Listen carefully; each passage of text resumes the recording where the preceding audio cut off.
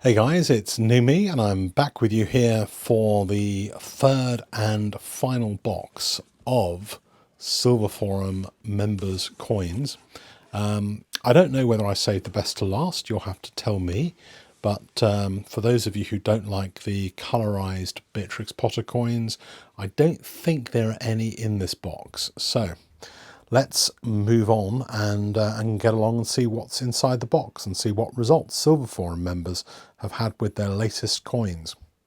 First one is the 2017 Sovereign. This one was conserved, I think, by NCS, had a little bit of a handling mark on it, but after conservation got a 70, so pretty good result on that one. 2016 Sovereign, Proof Sovereign. This has got the James Butler designed head unique to the 2016 coin. I made a video about this head the other day, and I think that over time this will prove pretty desirable as a special edition Sovereign. That one got a 69. 2015 Sovereign, Proof Sovereign, PF 70. Always a good thing, obviously, when one of these coins gets a 70. I know there's lots of people, lots of sovereign collectors who now collect graded sovereigns and only collect the 70s. So 2012, spot the deliberate error, spot the non-deliberate error. Yet another mechanical error.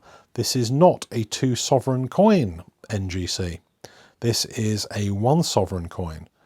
And just to compound it, 2 of them both marked wrongly on the label, 2 sovereign. I mean, honestly, really, you guys think this is a 2 sovereign coin? Okay, those are going to have to probably go back now to Florida. 1821 sovereign, very fine 25. I always think very fine is a bit of a strange thing when it comes to coin classifications, since clearly it's not really very fine, it's just kind of moderately okay. They should have like an MO 25, moderately okay 25. Quite worn, genuine, nice 1821 coin, but not going to set the world alight. But then again, a good one of these is several $1,000s, and this one is probably worth maybe $800, something like that. An 1844 sovereign, nice early year. The 40s are pretty desirable. Obviously 1841 is the rarest and probably one of the most valuable years to find. If you can find an 1841, it'll cost you thousands of dollars for even a bad one.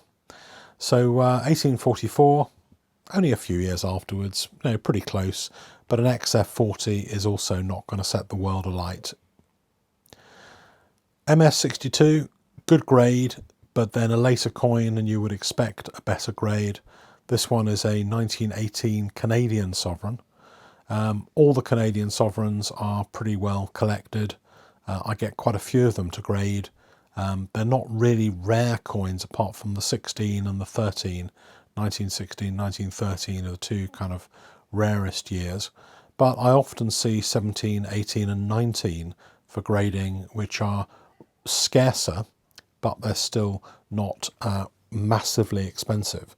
So it's always worth trying to pick up the sort of semi-rare dates with Canadian sovereigns, and then maybe there'll be some appreciation in the future.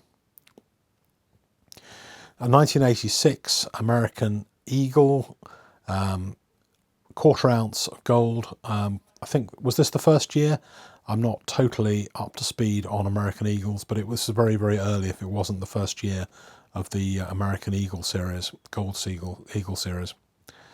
This one went in as a PF 65, and it came out after conservation as a PF 65. I think they couldn't really do very much with it, that it wasn't there before. Didn't go up a grade, it just came out the way it came in.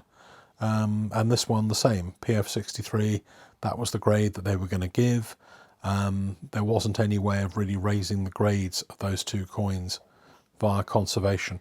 And I'm not even sure whether they actually really did the conservation or just reviewed it and decided there was nothing very much they could do. 1821 Crown AU50. AU50 is one of those intermediate grades where they can't quite decide, like MS60, AU50, all those kind of grades. They don't quite know whether it's one or the other, but they kind of go right in the middle. Very nice coin. I think it's a really good, nice example. It's a shame it didn't do a little bit better. That would have been very nice to see it go up to a 53 or a 55, but there you go. Okay, so this one is this one went in. These are mechanical ones. At least if I can find the other one, they will be. Yes, these two. These two went in as PF 70s, but the labels were wrong. You remember the history of this coin and the fact that it was first graded as a PF and then they changed it to an MSDPL. Well, those went straight back and they had their labels changed to better reflect exactly what they were for the future. Okay, so this one, you might remember this one when it went in. This is a lovely Australian florin, 2 shillings, 2 Australian shillings. Really, really nice with the kangaroo and the emu on the reverse. AU58, which I think was about as expected, I think, in terms of a grade. Then we have here the half a sovereign. Okay, so this is the set. This is actually mine. So I sent in a premium set of 3 coins. So that's the 2, the 1 and the half. I took them out of the capsules and I thought, well, let's grade them and see what they get. And if I can get a 70 for them, then it should add quite a lot of value to the premium sovereign set. And I was really, really lucky, very happy with this. All 3 coins got a 70. Couldn't ask for anything more. Put them with the GB label, which is very nice, and I also paid $5 extra for the scratch proof finish on these, so that it kind of keeps them as a nice high quality set with no scratches going forward.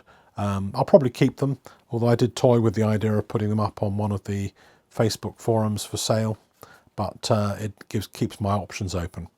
Okay, so this set is also mine.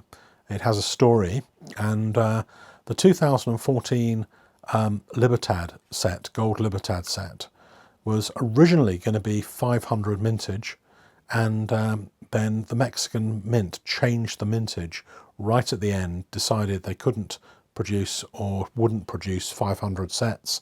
They'd only produce 250 sets.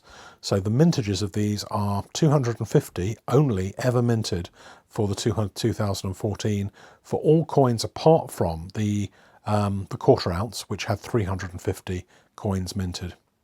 Very, very low mintage. This is the key coin set in the Mexican Libertad series.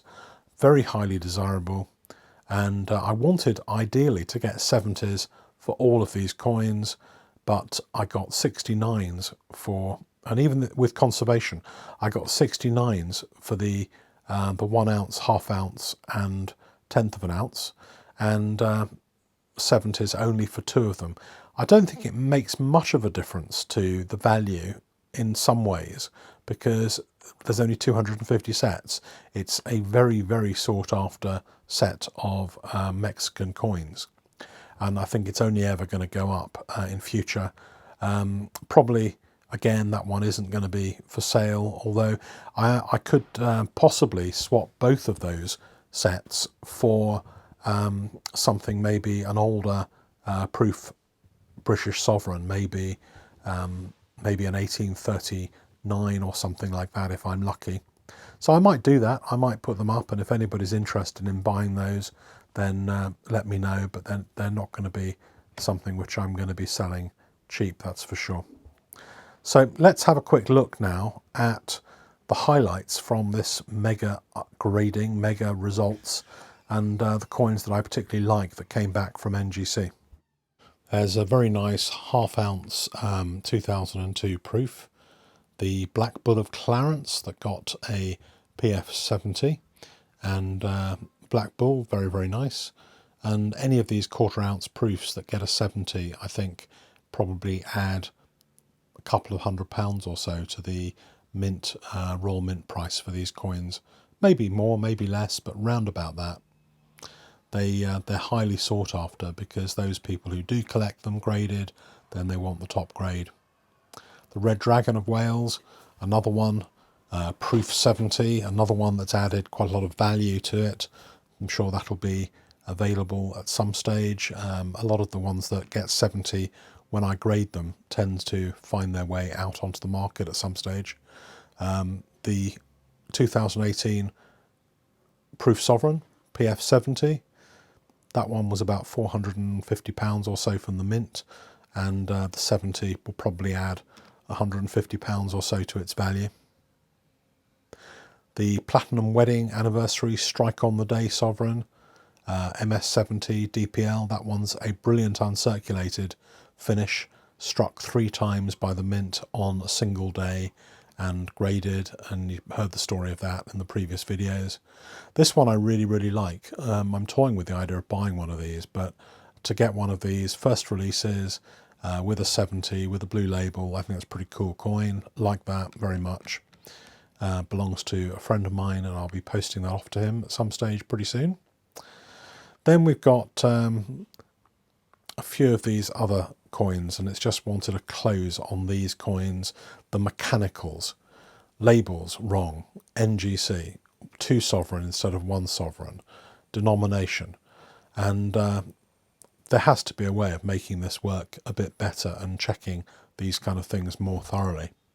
Anyway, thank you very much for staying with me and watching the mega grading and the results from the Silver Forum, and let me know what you guys think, and please subscribe if you haven't already subscribed to the channel.